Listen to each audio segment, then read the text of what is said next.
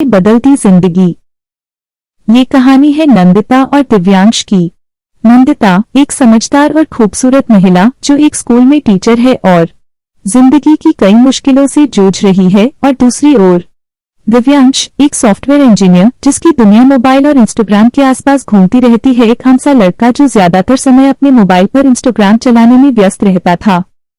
एक दिन की बात है, दिव्यांश अपने फोन में इंस्टाग्राम चला रहा होता है। उसी दिन जब वो इंस्टाग्राम स्क्रॉल कर रहा होता है, तभी उसकी नजर एक बेहद खूबसूरत लड़की की प्रोफाइल पर पड़ती है। वो लड़की कोई और नहीं नंदिता होती है, जिससे वो कुछ दिन पहले एक मीटिंग में बस यूं ही टकराया था।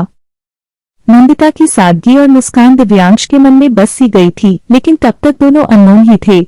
जैसे ही दिव्यांश को उसका प्रोफाइल दिखता है, वो बिना कुछ सोचे समझे तुरंत फ्रेंड रिक्वेस्ट भेज देता है और इंतजार करने लगता है कि शायद नंदिता जल्दी ही उसे स्वीकार कर ले। दिन से शाम हो जाती है, लेकिन रिक्वेस्ट अब तक पेंडिंग में ही रहती है। थोड़ा मायूस होकर जैसे ही दिव्यांश कुछ और काम करने के लिए उठता है, तभी फोन में टन की एक आवाज आती है, एक नोटिफिकेशन की। वो तुरंत फोन उठाकर देखता है और उसकी आंखें खुशी से चमक उठती हैं। Nandita accepted your friend request. एक सेकंड भी बर्बाद न करते हुए वो तुरंत मैसेज भेजता है, हाय नंदिता, कैसी हो? कुछ देर बाद जवाब आता है, हेलो दिव्यांश, मैं ठीक हूँ, आप कैसे हो? बस फिर क्या था, बातों का सिलसिला शुरू हो जाता है। धीरे धीरे नंदिता भी दिव्यांश से बात करके खुद को खुश और हल्का महसूस करने लगती है, जैसे उसे कोई अपना मिल गया हो। वो बताती है कि आज वो अपने माँ के घर आई हुई है और आज उनकी माँ का 49वां जन्मदिन है। दिव्यांश फौरन कहता है, मेरी तरफ से भी मम्मी को बधाई दीजिएगा। नंदिता हंसकर कहती है, जी जरूर। दिव्यांश हंसते हुए पूछता है, और मेरी पार्टी कहाँ है? ये पढ़कर नंदिता के चेहरे पर एक मीठी सी मुस्कान आ जाती है, मानो वो अभी दिव्यांश से सामने मिल रही हो। थोड़ी सी शरारत और थोड़ा संकोच लिए वो कहती है, अभी तो हाथ में चोट लगी हुई है, सही होते ही देंगे पार्टी। दिव्यांश एकदम चौंक जाता है, जैसे कोई डरावनी खबर सुन ली हो। क्या हुआ आपको? कैसे लगी चोट? आप ठीक तो हैं? डॉक्टर को भेज दूं आपके घर? नंदिता उसके इतने सवालों से चौंक जाती है, फिर हंसते हुए कहती है, नहीं नहीं, आप परेशान मत होइए, मैं ठीक हूँ।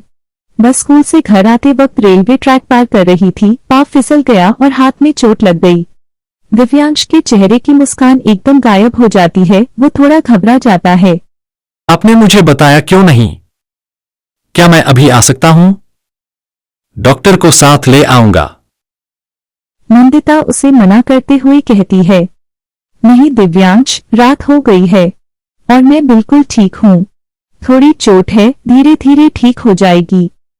दिव्यांश कहता है, आप प्लीज आराम कीजिए और कोई भी काम मत कीजिए जब तक हाथ पूरी तरह ठीक न हो जाए।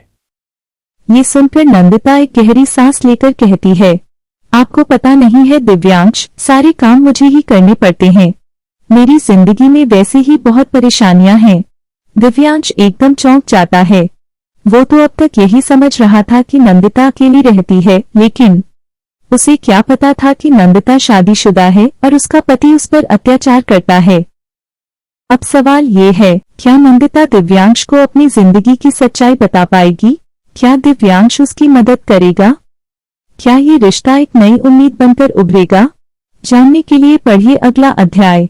अध्याय 2, दर्द की परतें, जल्द आ रहा है।